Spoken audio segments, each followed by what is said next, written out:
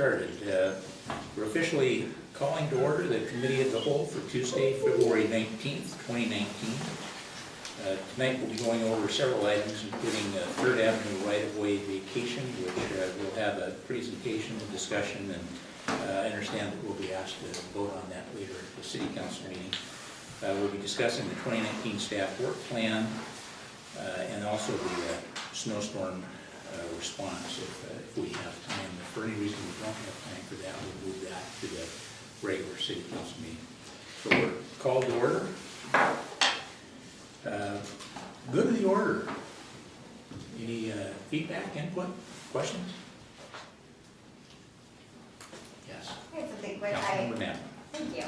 I just spotted a post on the discussion board, I think it was last week. Someone was asking for input on possibly opening some kind of co-working. I think they described it as WeWork, which is a specific organization that does this type of thing, I believe.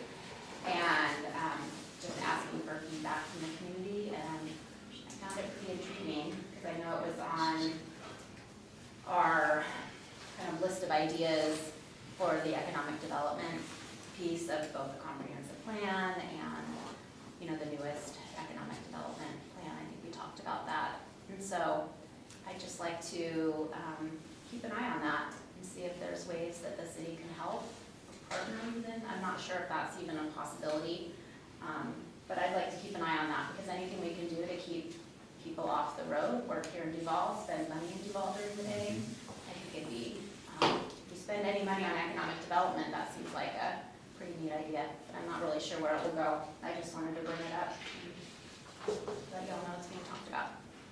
Good. Is that something you can follow up with, or just keep an eye out for us? Well, I reached out to the person who posted, and hopefully I'll be able to hear more about it, and then I can share it, and I'll suggest that he reaches out, possibly, yeah, to you? Okay. Good. Well, thank you. Other input? I had one item I'll share. Just a reminder that Saturday we have our council retreat. And I think I've sent out all the information on it. It really is meant to be fairly low-key so we can just talk with each other. And I really appreciate Mike Bailey stepping in to be our facilitator and help guide us through. The items on there, we had like 20 in our work plan, and I realized if we tried to talk about all 20, we'd probably just be buried and not really be able to dive in. So I tried to take the, as council members wrote down what their top priorities were, I think all 7 council members said that financial policies and budget and those items that would fall under fiscal management were the top ones. So we're kind of concentrating in the morning, but we'll have an opportunity to talk about other key items as well. So if you have any questions, I haven't sent out information on that. As an example, I want to send out a draft policy. I'm still waiting for some other cities in the valley to send me their financial policies, but I'll send that out. So it's really multiple pages. And all I'm saying is you don't need to memorize it, there's no test, but just a chance to look through it and just get an idea what others are using as their financial plans. And then we're not gonna write one on Saturday, but we'll just get a chance to talk about what things we would like to see in there.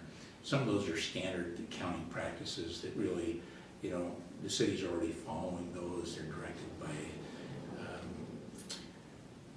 the state as well that comes in to do audits. So a lot of that stuff is included, but we do have opportunity to put specific things in there led by the council that helps provide direction to the city when it comes to budget.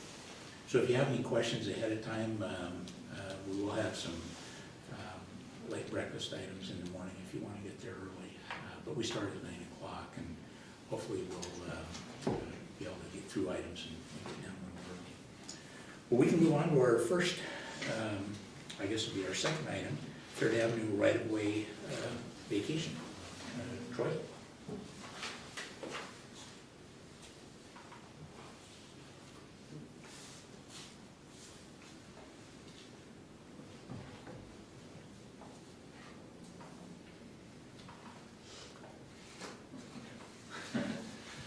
Good evening, council. Got a copy of tonight's PowerPoint presentation for you. There you go. Someday might be a little bit easier. I think that will cover everybody. Yes. Okay.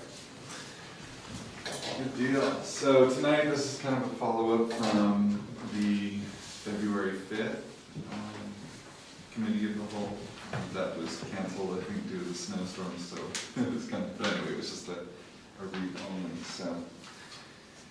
Anyway, this is, of course, with regards to the 3rd Avenue partial right-of-way vacation. And I just kind of want to go through a little bit, touch on the history, because I think we have a couple new faces, and I can't remember if those new faces were probably just barely on the council when we were going through this process last time. Next slide. So the area that we're talking about here, so this is the Duval Urban Village project. This is Big Rock Road, coming through here, Safeway's right there. And just to get your bearings on the project. Next slide. So late last year, late in 2017, Toll had applied for a partial right-of-way vacation for 3rd Avenue. And this followed their minor mod permit application, which changed some land use, particularly along 3rd Avenue from being commercial in nature to residential in nature. And so what that triggered was a reduction of the right-of-way to put a residential street in front of residential uses, because it's no longer necessary to have a commercial street in front of residential uses. So that's where that came from. So the reduction was a total of about 1,400 square feet. And in the next slide, I'll show you kind of a visual. So the original right-of-way was 79 feet, commercial standard, because we had commercial proposed for here and for here. That changed to residential here and residential there with the minor mod. And so subsequently, the right-of-way was reduced to 67 feet. And so that shaded area that you see here was the area that was part of the reduction. And this is, and I added here, on here too, to kind of get some more orientation. The plat, this was Street V that runs through right here. Or Future Street V, I should say. Next slide. So, on December 20th, the Toll Brothers submitted an application for additional right-of-way vacation within that vicinity. So they were refining their engineering drawings for that intersection with 3rd Avenue and Street V that I just pointed to. And it exposed 2 small areas that total about 80 square feet that needed to be vacated. And on the next slide. So this was part of their initial application submittal that shows kind of this area of the radii turning onto Future Street V that was requesting to be vacated. And this next slide kind of shows a little bit more detail about that design, so you can kind of see how it plays with the street design here. So this area that's hashed, and this area that's hashed was originally proposed for additional vacation. And the next slide. So obviously when we get these, we send them out for third-party review to make sure all the dimensional requirements are met. So Parametrics is our third-party review team. And during their review, they found kind of an error, and I think when Toll Brothers kind of reviewed that error, they found there was an omission of 0.2 feet between the original right-of-way line and the vacated right-of-way line on the east side of the right-of-way. And so what Toll proposed was, well, instead of coming back and doing separate ordinances, one to fix the ordinance that was approved last year for the vacation, that they might as well just merge their current request with fixing this error from the last vacation that was done. Next slide. So this shows the corrected vacation requirement all the way up along here, and including the correct radii. I think it's radii, it's not radii for multiple, for here and here. So this would be the correct one that their application now states for. Next one. So the original vacation was for reduction of Third Avenue by about 1,400 square feet. The revised partial vacation, inclusive of the original vacation, is for a total reduction of about 1,496 square feet, so about 85 square feet more, which accounts for those two little radii pockets that I pointed to earlier. So that, in a nutshell, is the proposal for the reduction. Next steps. So at tonight's planning commission meeting, you'll be asked to sorry, oops. Sorry, not used to presenting at council. Tonight's council meeting, you'll be asked to pass a resolution setting the public hearing date for this to be March 19th. And then from there, once we get that approval from you guys, we advertise the hearing date. Then we have the hearing, that's with a recommendation provided by Public Works. And then after the hearing, the city gets the details, or as part of the hearing, the city gets the details of the compensation to the city, which are included in the ordinance.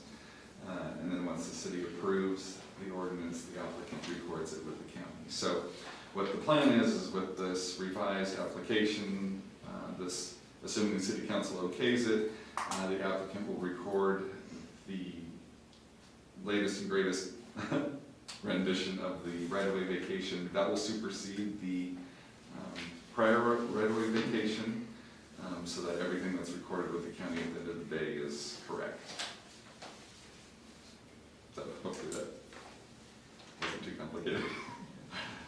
So any questions? I've got Charles here from Toll Brothers and Larissa from Public Works to kind of help fill in any kind of questions or missing information you guys might have. Questions?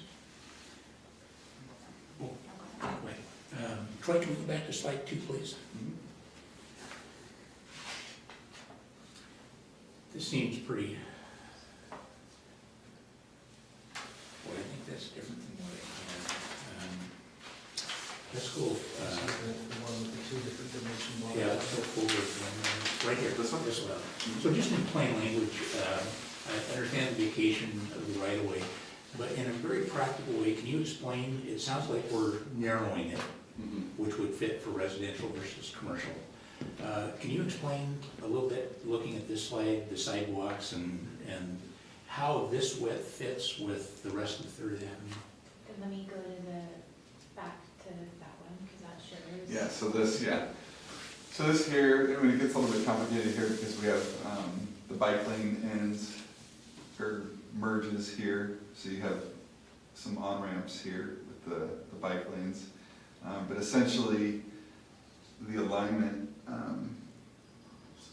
if I could have a ruler, I think lines up better with the residential portion of the street that's farther up street. Part of the last modification last year moved or allowed the movement of the commercial development from the north side of Big Rock Road to the south side. And so as part of that, the south side has the commercial development standard and the north side has the residential development standard. That's why this area right here sees the change, but you don't necessarily see it along here because that was always going to be the residential piece. And there's parking along there as well, Troy, just north of where that red square is. Yes. So that's parking on each side of the street. And the reason I'm asking the question, to get down, one is just a better explanation of sidewalks and how that all works. And I like the looks of it, I like the layout. We certainly don't want to turn Third Avenue into a thoroughfare, but I do want to recognize that Third Avenue is one of the few streets that go from the north end of the city to the south end. And certainly when it opens up, I expect we'll see more folks accessing Big Rock Road through Third Avenue. And I just want to make sure that we're not narrowing it so much that we're gonna, people parked on the side are gonna have cars coming right by. I think we see the issues on narrow streets when you're trying to clear it with a snowplow, and there's no place to put the snow, especially with cars parked there. So that would be my only concern.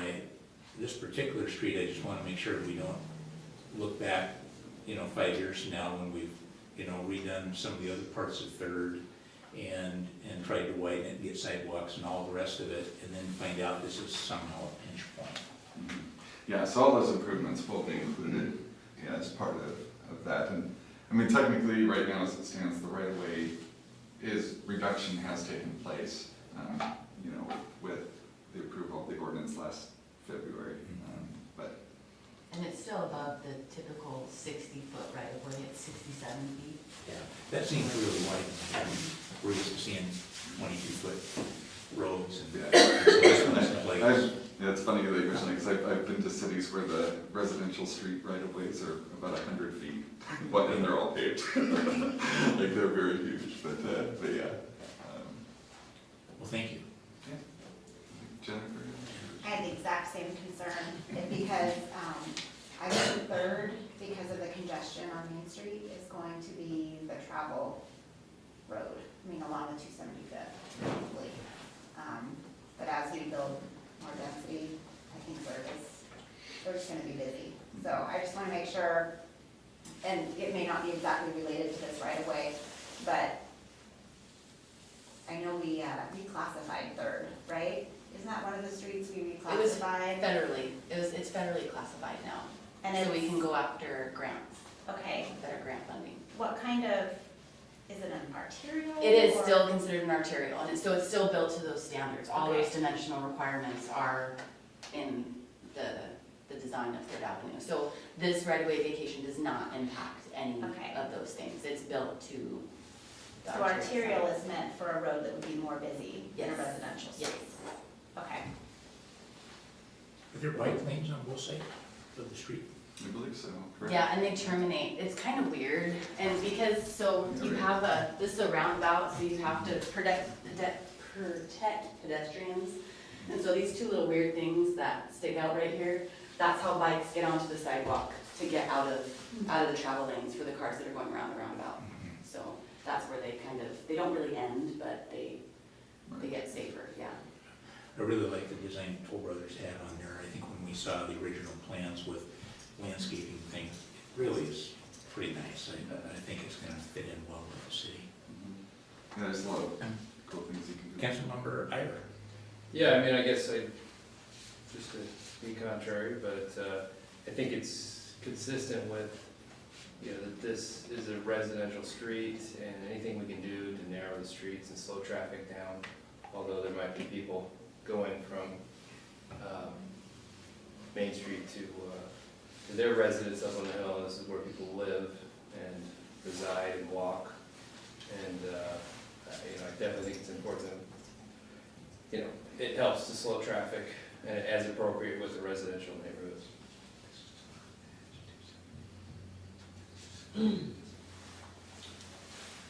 No other questions? Troy, thank you. Nice job. Since we have the builder here, could you give us an update on the schedule for Big Rock Road and those other street improvements and when we want? Going as fast as we possibly can. We're shut down right now because of weather, inclement weather, and obviously as soon as the snow melts, it's gonna be pretty mucky. We are hoping east to have our final plat in on March for the east of Third, followed by final plat on the west about a month later. We're chomping at the bit. We wanted to be open for sale last month, but it's now looking like June or July or August, the way things are going. So you'll work on Third first before Big Rock is. Third is paved. Third If is you facelift. throw that back up there, I'll show you. All the curb gutter, sidewalk, all Yep. that, you'll work. Well, on no, that. the sidewalks on it, that'll be the last thing to go in because they get damaged too much. This is Charles here, from Right Toll there. Brothers, for any of Perfect. you who don't know. That's paved, they're starting to work here, but we got kicked out by weather, so as soon as we get the roundabout, then we'll remove this, and this will open up. And this is paved all around here, and we're about to pull our building permit to start on our community building right here in this park. And then we'll do final plat for all of this. We've got model permit application in, we're waiting on that permit to start building here. All the water, all the underground is in. All the trenching on this side is done. The water mains for 2 different water zones that connect down and through are already in and charged. So they're doing some trenching over here. That's the last update I have for you. So you think this summer, maybe we'll see the majority of that constructed, the streets and other. Well, we certainly hope so. We want the. We're not slowing anything down on our side, trust me. It costs way too much to go slow. The frontage improvements for Big Rock are part of the requirements for final plat of the east of Third Avenue. So Third Avenue. Here. Yeah, so we're not requiring a final lift of asphalt on Third, but we are requiring on Big Rock Road. So I should, to clarify, the first phase, first plat phase is this. And then the following plat phase is here, and we hope by the time we get there that we'll have our preliminary plat approved over here. Our consultants have our engineering plans for everything over here at about 90%. We're just waiting for the last few items that we can hear back. And we'll be submitting those. Because we have, these are all of the smaller lots here, and we have bigger lots over here, and so we want to get as many different types of homes out there, broaden our market appeal as fast as we can, so. Yes? I just have a quick question. Have you had any interest or activity on the commercial side? No, because we still have 8 years to go on the Safeway restriction. So you are. Anybody who's showing any kind of interest are types of uses that we could not have under the current restriction. And our intent is to see this all developed as one. We most likely will spin that off. We'll put architectural design controls on it so it's consistent with our residential side, and spin that off to one developer who'll build it all out and lease it up. But you're thinking that that will wait until the Safeway? Yes. We've floated it in front of a couple of developers who do this scale, and they have 2 concerns right off the bat. One is Safeway, and one is the current evolved market, so. Thank you. Our second item is the 2019 staff work plan. And Director Thomas is going to go over that for us and over each of the departments. Part of the purpose of this was we were setting up to talk about our work plan, and it helps us get an idea of what the city's already working on, much of which is on our work plan as well. So good evening, council. We wanted to come to probably a little bit earlier than we were ready to start talking about our work plan for the next 2 years. We met with all of our departments in late January to go over the 1920 work plans. And this is really the first time since I've been in Duval that we've all been asked at the same time to come up with a work plan. Some departments had work plans because that's how some departments have operated. So for example, planning has always had kind of a general work plan year over year. They just never came before administration and then onward to city council. We did ask departments to be fairly brief because it was a one-day retreat, and so each department had about 15 minutes of presentation and about 15 minutes or maybe even a little bit more of Q&A. And this presentation was from a department, so essentially management directors pulled together a presentation. We asked them to be 3 to 4 slides long and then to follow up with a more written work program. And we did that because we only had one day to do it. And then our plan a couple weeks ago was to go back at an administrative level and then take all of those work plans and start to compile them and prioritize them, and then have a new public works director also at that same time looking at what public works had completed, because when we did these presentations, we didn't have our public works director on board yet.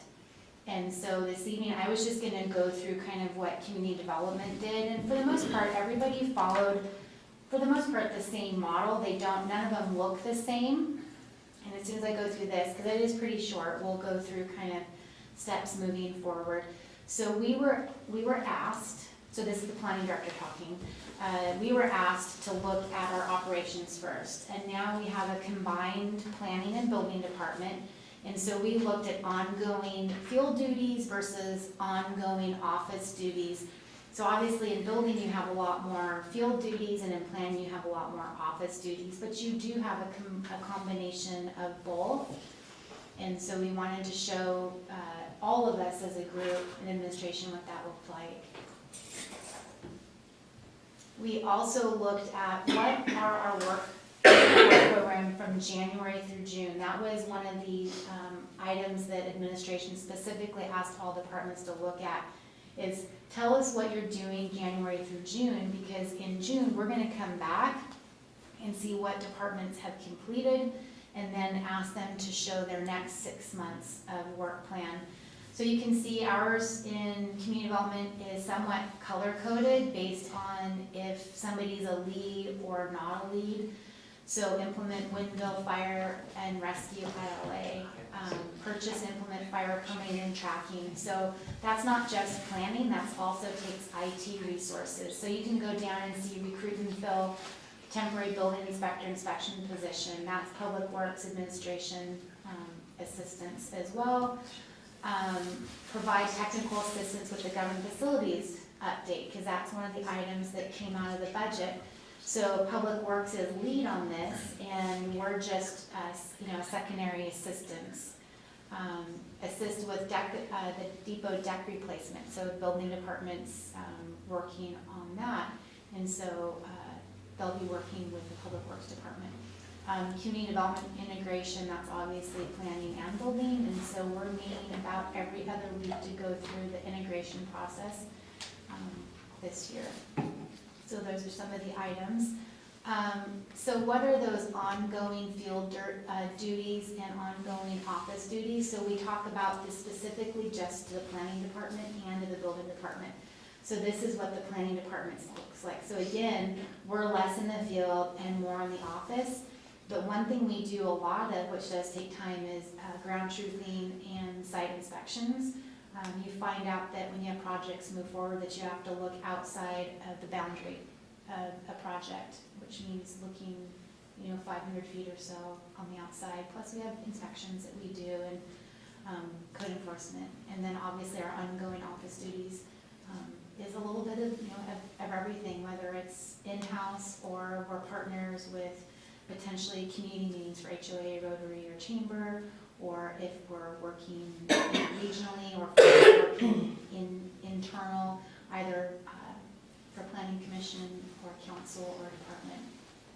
Next slide. So planning department, additional projects. So this is the planning department, January through June. So again, it's color coded to talk about, who's on lead and who we might need to get assistance from. That's the one thing that administration thought was important for all of us to understand, is when we have our own work plans, we're also asking our partners internally to also partner with us on something that's on our work plan. So we all have to make sure that we can integrate and find the time for other departments' pieces as well. And so an example, the water comprehensive plan, Public Works is lead on that. Really planning's role is to process that through planning commission and council, do SEPA, go through the state agency process, but it's still time. And historically, we would be also asked to be on an advisory committee, so it's kind of those pieces. This is just more of how it looks when we have identified projects, and so we put in there the involved departments and the status. So has it started, when will it start, and potentially when will it end as well. And this just looks at what our year looks like for us to keep moving. And so we have this printed out in our department, and so we just continually watch, what we call watch the clock, and try to keep items moving, because one of the paramount of the planning department is to keep our current development projects moving forward along with all these other items that we have as well. And it's a really busy time right now. So that in general is what a work plan looks like and what all the departments submitted to administration. Like I said, our next job now is for us to go through and take all of the departments and combine them into one presentation and document. But we wanted to make sure that we got this to council because you have a council retreat this weekend, and we didn't want you to not have information about what was going on within our departments as you move forward. Questions from council?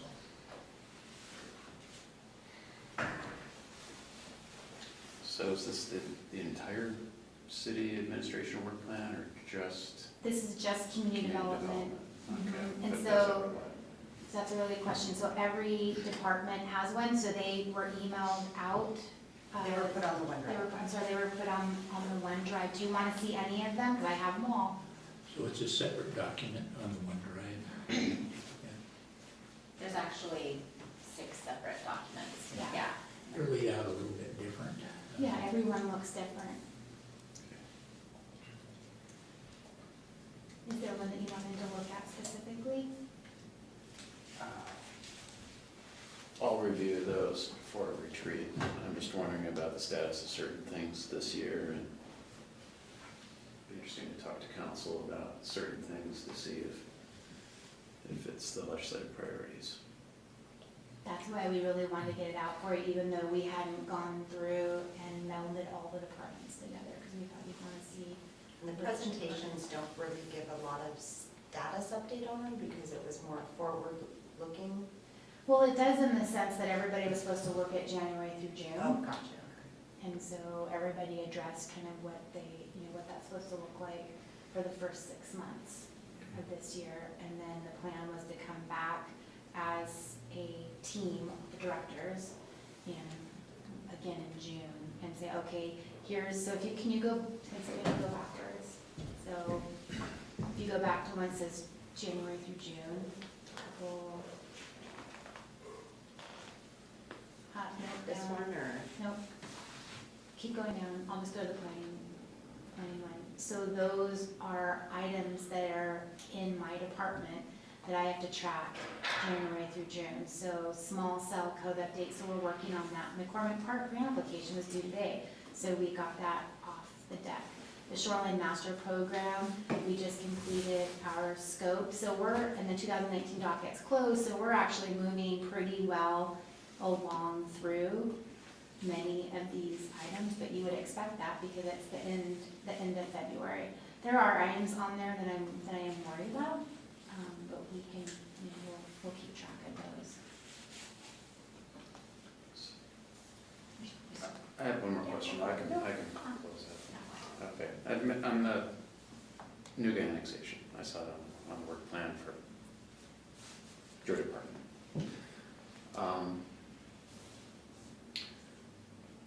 Big high-level question. When could council, if they desired to, come to a legislative decision on that? I mean, could that be any time, or if we wanted to wait out the procedure of city peer review, is that gonna happen this year? Yes, so we've done all the peer review with the exception of the financial impact assessment.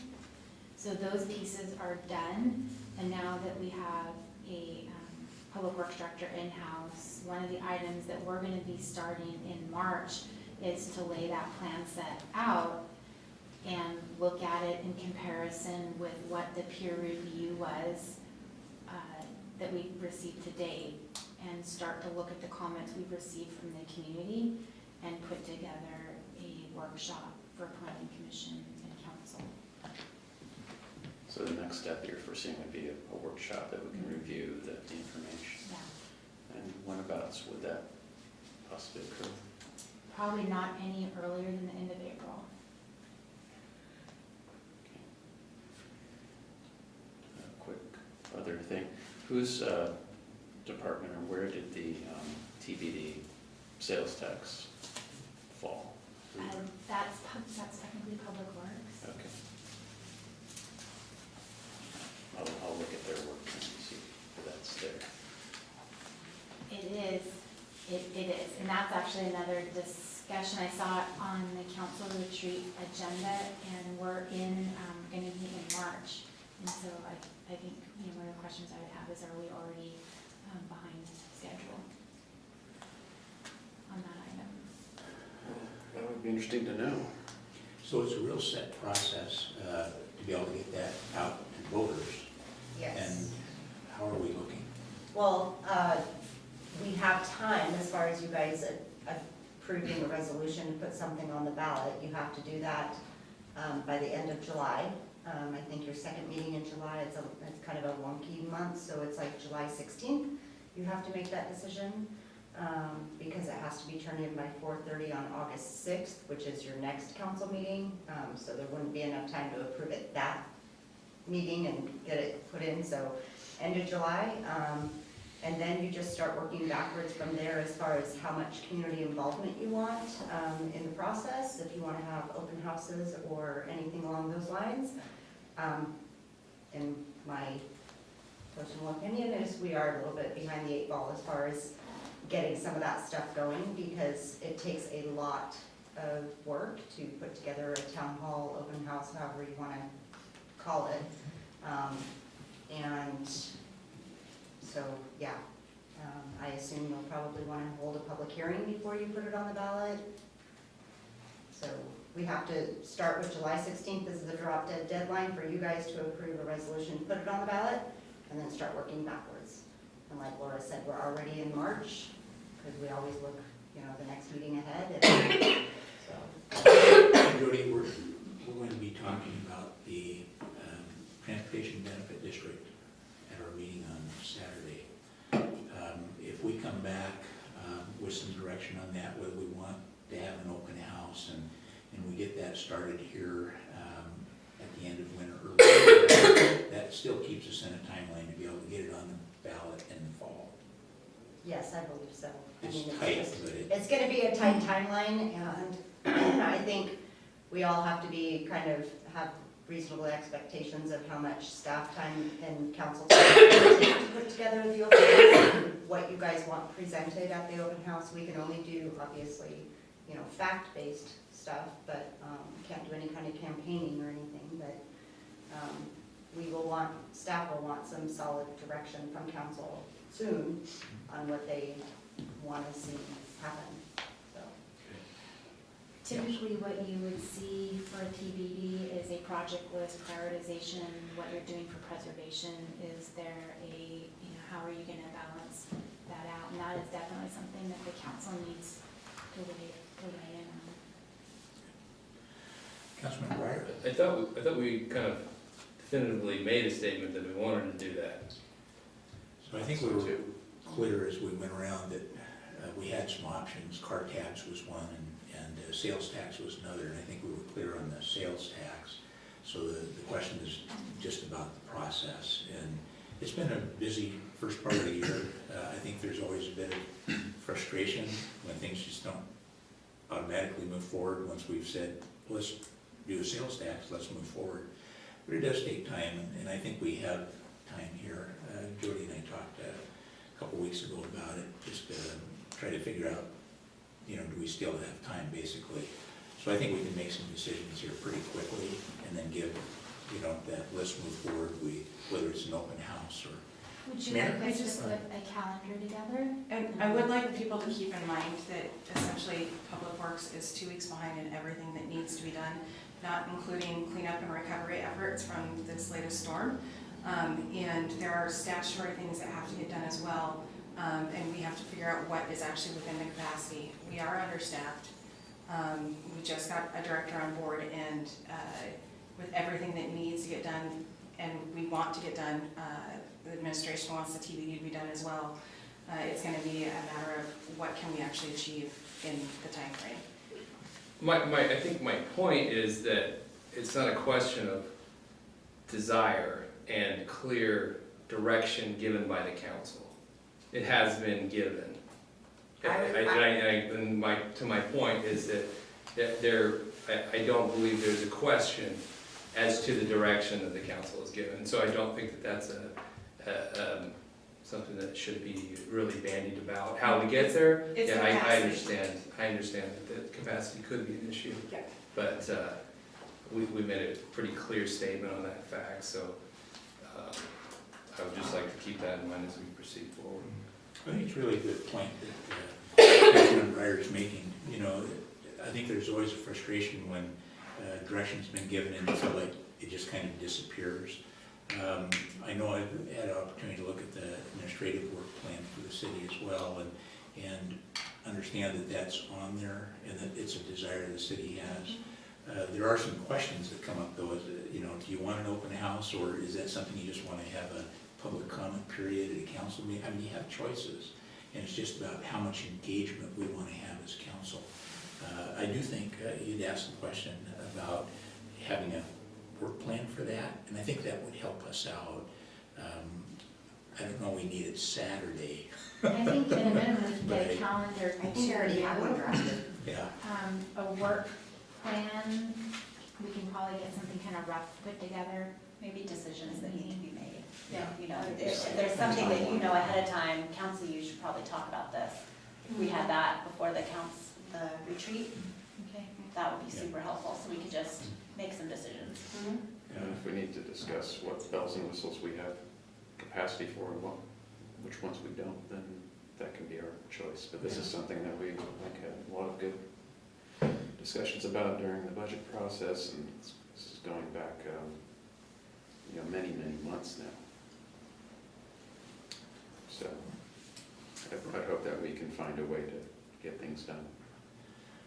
I think that the calendars and kind of coming back to the presentation that you provided, I appreciate the hard work and hearing this first time the city's put this together, so I think that means a lot to us as council to know that we're designing in departments' work plans so that we can kind of follow up.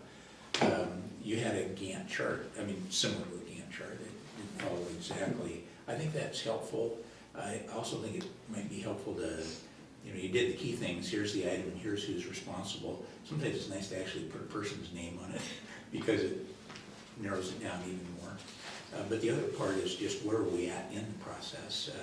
The chart, you never know looking at it unless you're assuming that you started here and you're halfway through now, but that's not always the case. So it might be nice to have a column over time. I know it takes time to work this out. So one reminder is this was like, we were charged with not having more than about 3 slides per department.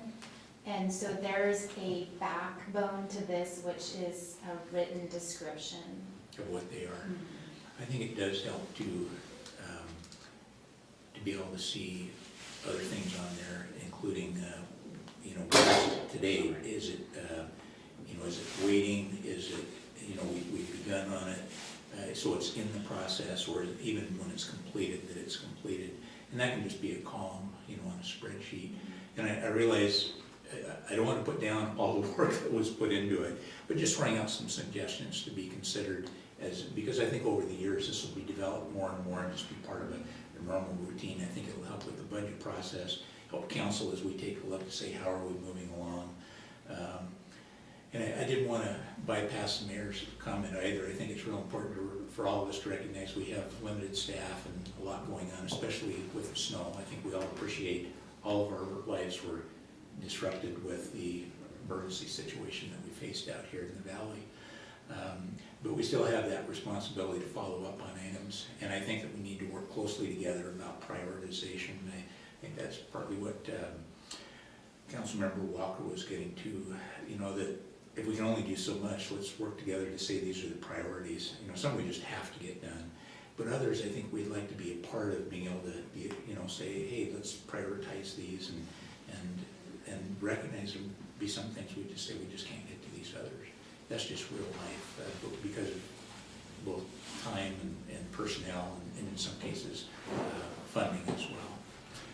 Councilmember Knapp? Yeah, just really quick, I want to second what you were saying, and I've written myself a little note. It'd be helpful if we could have, and I know this was a first draft and every department did it independently, but, and maybe this is already in your plan, but to bring it together and have the work plans in a similar format, because I was trying to go back and do, I think what Jason, you were saying, compare it to what our legislative priorities are, and, each department had things in such different formats, it was very difficult for me to get a picture of what really we are working on. And so, yeah, if there, and also what you were saying is kind of our progress, like a progress percent. Where are we in this process?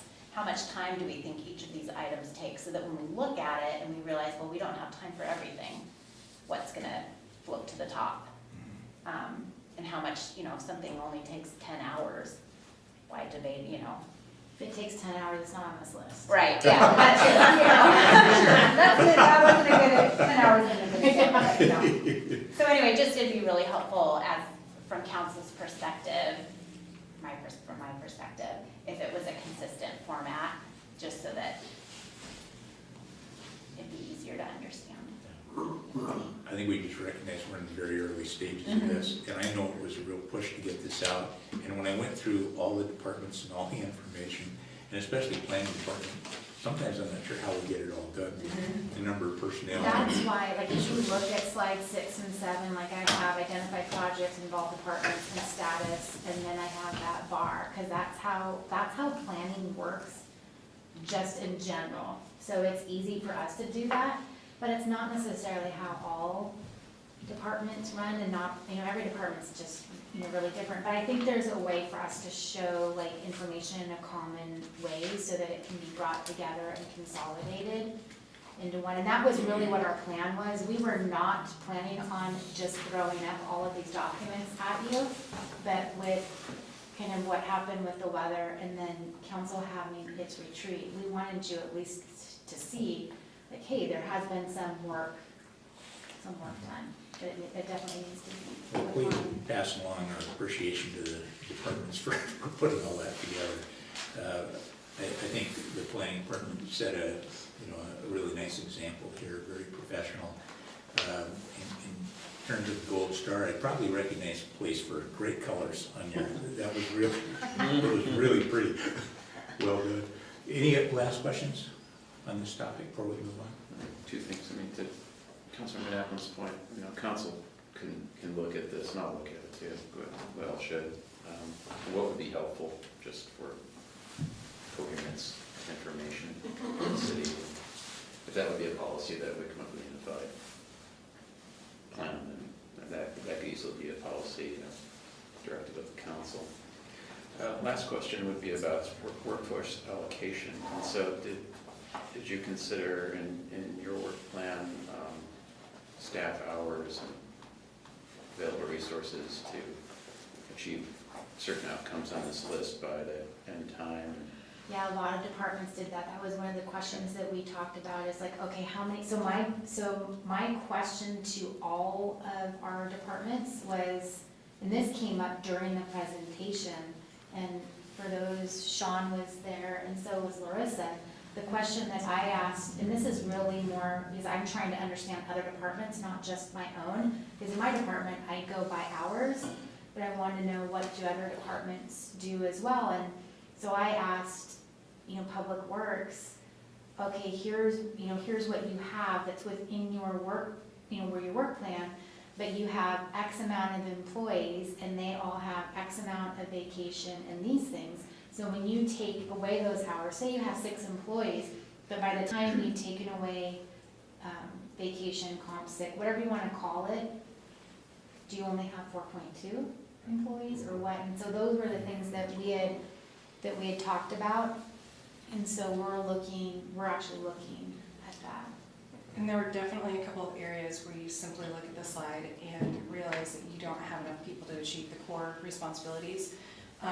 Moving forward, when we are able to get the staff workload analysis done, I think we'll have a lot more helpful and useful information on how best to deploy people in modified positions or add positions or what have you as needed, so we can actually handle the workload. Otherwise, the city's going to have to look at changing our level of service, and I don't think the community wants that. So with that, we call that available utilization, a similar thing under project management, right? You have FTEs and then you know they're available, 70-80% of the time at best to actually do stuff. Is that kind of a similar way you're understanding? Yes. Okay. And is is all that being unified, or what's the plan forward to do that? So we just introduced a new public works director, and as soon as he came on within a week, we had some weather issues. And so he is on vacation and he'll be returning back tomorrow. And so one of the items of many that we're working on is for him to go through and look at the work plan and then work with his groups on, you know, how realistic are all of these items? And he's already started that process with project managers and meeting with them, so he's already starting to work through those things. But the one thing that administration has probably the greatest questions in is, they can be all on a list, but do you have the people to do them? And do you have the hours? And I can say, looking at everybody's list, there's no way that there's enough hours that can be allocated. And so what we have to look at is prioritization, how many hours do we actually have, and then share that with council. Because you guys make legislative decisions on budgeting. And obviously, council has made decisions on the TBD, and there's other items, like, so the water comprehensive plan, that's a mandate, comp planning is a mandate. So those things are always gonna take, a front seat, and then what's left with the capacity? I'm not sure how much capacity there is that's left to do items that we'd like to work on. I think if we work together on that, we'll find that medium, and what we're able to do. I think the key is going to be good discussion, so we can talk about what we can do and what, we have to delay, or what's practical. I recognize staff, every time I work with Jody and others, they're just busy as, sometimes it's that tyranny of the urgent. You're just trying to get done what has to be done for today or tomorrow, let alone take a look at a long work plan. But I think we're beginning that process to work together and kind of design this so that we can have success and be practical, so that we don't run staff ragged, and say, what can we do? And so I hope we have a really good partnership. Any other questions on this? Thank you for the presentation and having an open discussion with us. So our third item is snowstorm response. Is that you, Sean? Why, yes, yes, that is.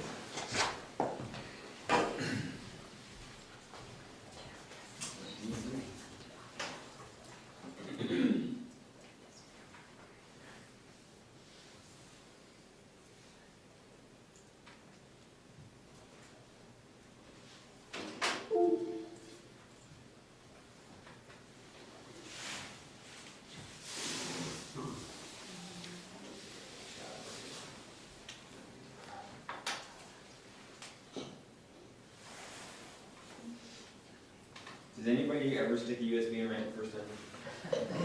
Yes. There's only like a 50-50 chance, and you never heard about it. Engineering.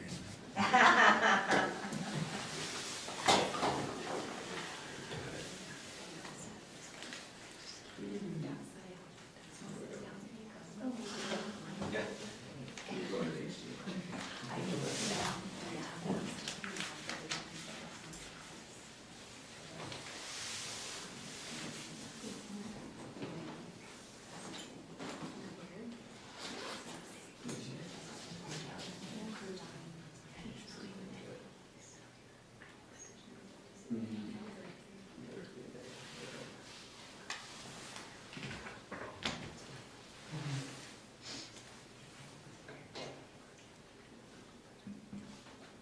I have a question while we're waiting.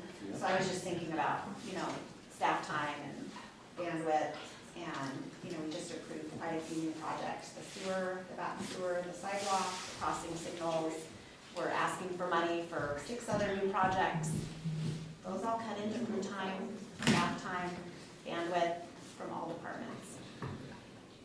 So I'm hoping we have all that under consideration when we keep saying yes to new stuff. As a manager of the city staff, I have to say that it is absolutely top of mind, and that's one of the things that we ask our staff before we bring something forward to council. Absolutely, and in fact, when it comes to prioritization, we do have to sometimes take advantage of opportunities and determine some things that might be okay to put back if we're getting free money that's not our taxpayer direct dollars to get projects done, and take advantage of those opportunities, but nothing is done without full discussions with staff. And we do have a capacity issue. My priorities, as they have been for several months, are health, life, and safety, our maintenance, and making sure that we get HR policies and our proper personnel policies in place, and that's all top priority in our mandates. So if you get to a point where something can't be done, then we will make the decision as to whether or not it can be done or not. Control over lead. His work plan would be the You can staff start talking. policies. Is that yours? I'm sorry? The work plan to come up with the employee policies. The employee policies are already at the WCIA, I have an update on that this evening in Yeah. administration. and Okay. And financial policies are drafted, a full, complete draft with research. Purchasing policy is in process. So there's a lot of policy that we wanted to get done last year that several of us are working overtime to make sure we get done quickly this year. The last 2 weeks put us behind again, but they're incredibly important for the risk management of the city, and we're working on them as fast as we can. So there's a draft financial policy already? Yes, I emailed it to Councilmember Remington. Senior staff has not had the opportunity to fully review it because of the storm of the last 2 weeks and being in emergency mode. I'll be sending it to council after Mike has his opportunity to review it. And council will be able to take a look and decide what you like and what you don't like, but it's based off of, it was drafted by our bond attorney, Jim Nelson, and then added with all of the Duval specific items. There's some thresholds that need to be evaluated with finance, which is going to take a while with folks being out of the office in that department right now. But the core is there, and it's pretty strong. I think we'll have a chance to look at some of the other cities in the area. Yep. And for council to put our stamp on it. You know, I think it helps to have a kind of a layout of what it looks like and have an idea of what other cities are doing. Rather than being one page, a lot of these are 6, 8, 10, 12 pages, and there's a lot of stuff in there. And if you're not an accountant, which I'm not, some of it I look at and I have a rough idea of what it is, but it can be pretty daunting to try to understand it all. Some of those are just, again, general accounting rules, requirements that the city has already. The city's already required, whether they have it in writing or not, to meet them, but having it in your policy helps. But council will really have a chance to take a look and say, look, here's what we like and don't like in there, and make some adjustments. So I hope folks don't take offense on me having something ahead of time. I really want to get some things from the valley as well, so I'm hoping North Bend will send me their copy. They were in the process of updating it, but I think it helps to see some smaller cities, financial policies that relate more to ourselves than some of the big cities that have other things that they just plain don't relate to us as well. Are you all set, Sean? Okay. You know, yeah, are you guys done talking or? Yes, sir. You guys ready? Yeah, we're ready. I was making sure. Well, we didn't, I could talk, of course, but we didn't want to rob you of all the good audio visual, so. Did you stand next to the PowerPoint? Yeah. You gotta make it more effective. All right, so in case you guys didn't know, some of you guys might be on vacation or something, there was a snowstorm. There's still some snow, still here. So snowpocalypse, Snowmageddon, whatever you want to call it, but roughly February 3rd, like Super Bowl Sunday, to kind of still now, but mostly most of our response stuff ended over the weekend, Saturday. Again, there's still lots of snow on the ground. It might snow tonight, early this morning, possibility here, but we'll kind of talk a little bit and then kind of take some questions and discuss some of the response efforts, some of what we did, some of what we accomplished, and talk some more. So it started as kind of that Super Bowl Sunday storm. There was, a little bit of snow, but it was still kind of a fun novelty. Pretty neat. There was a series of briefings with National Weather Service in King County. They're pretty good about spooling up and providing more information. So we took the approach that we usually do, which is go into conference with the school district, and some of our other partners. So pretty immediately, we started doing those briefings. They became daily briefings ultimately, and so we would do these briefings with the school district until it became the weekend, and then ultimately midwinter break late last week. But we were always constantly reviewing what the forecast was, what the possible impacts were, what we needed to do, what steps we were going to take for the next day, for this next operational period. So again, these are just little images of little snippets of the forecast stuff, and then us in, I think, the other room, but it looks a lot like this room, but I think it's the other room. So of course, again, we're not talking about one storm, we're talking about a series of storms, right? A number of things happened. I think this was after that Tuesday night snowfall, or whenever that day was, but this was sort of the county conditions around us. One of the big things that we ran into right away was the conditions around us were having a great effect on us. So it was both power outages and access concerns. So moments of time where Novelty was closed, or West Snoqualmie, and all these affected us in one way or the other, either through emergency service or obviously our people and where they could go. Whether our school was closed, maybe our roads were clear, but the counties weren't. Again, this was a long duration event, so it ebbed and flowed. People thought their conditions were pretty good in their neighborhood, but that didn't mean the district could get buses to the places they had to get to keep school going. So again, there was a lot of frustration, I know, from a lot of folks, but luckily we don't run the schools. We just run our roads. So these are, again, some images of as bad as it was at times here, or everybody was dealing with similar. And again, this east side of the city is particularly hit hard, North Bend, Snoqualmie, Duval, Carnation, Fall City, even though they're not a city. But we had some special attention brought on us. So.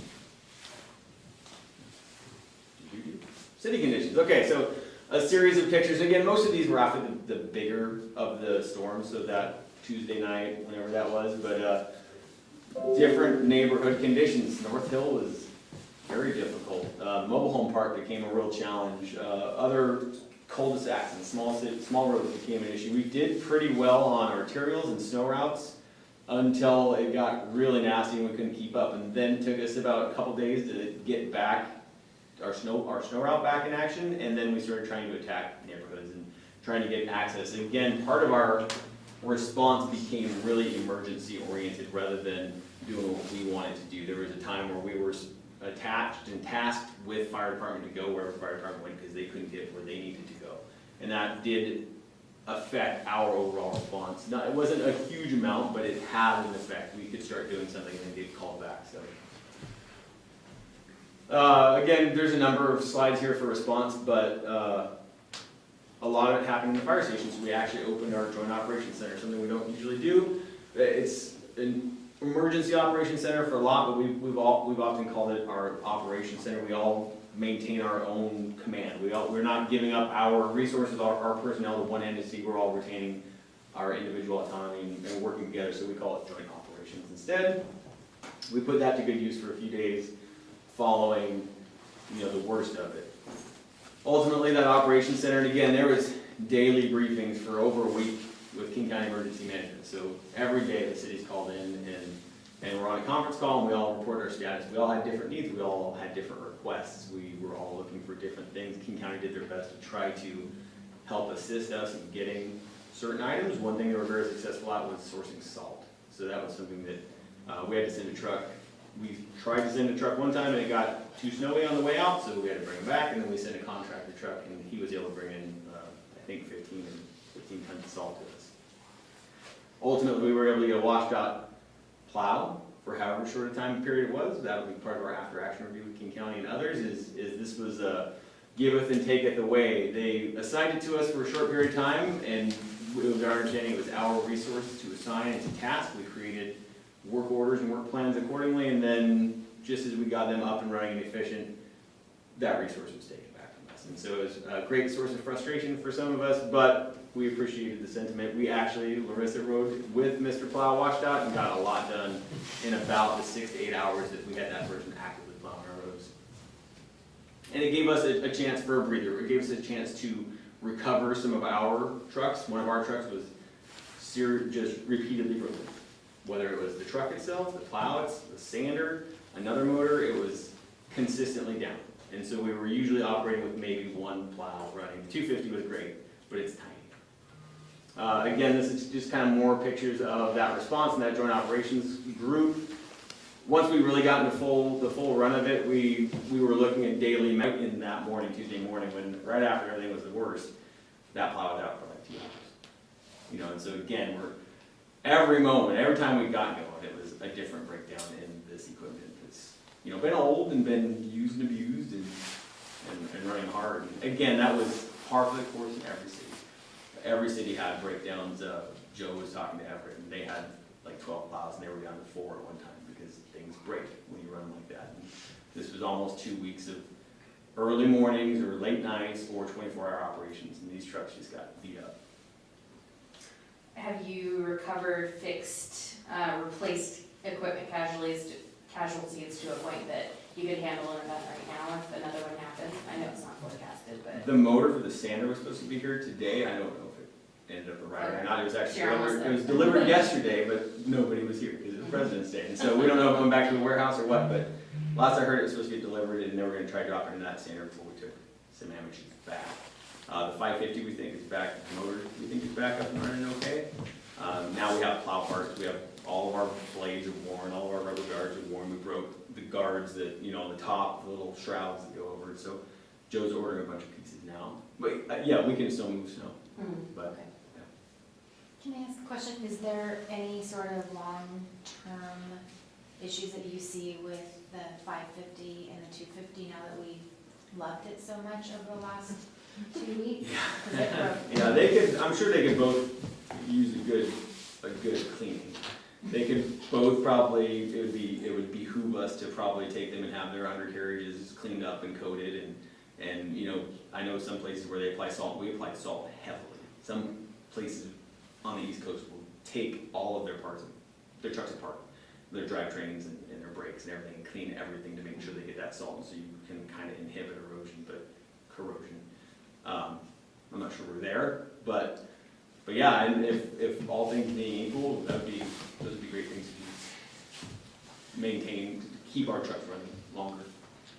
Well, we've got about 5 minutes left, so, Sean, thank you.